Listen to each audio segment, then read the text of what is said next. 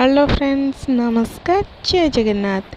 तो मु आम घर आसली सोमवार माने 1 तारिख दिन। तो मो सांगरे आनी कि गोलापर डाही। तो चलन देखा मुझे गोलापर डाही लगे। चलतु देखु आम बाल्टी केते खरा है। तो चलतु मुझे देखा मो गोलाप गछ केमती लगे।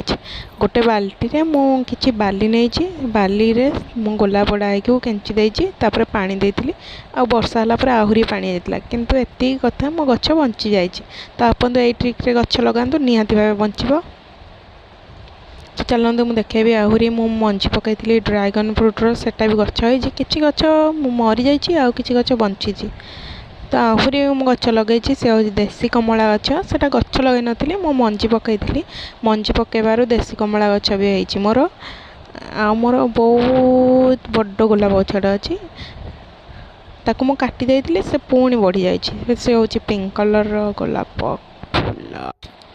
तो आपण मानक केमती लगिला मो गोलाप लगेबार ट्रिकटा रहली न।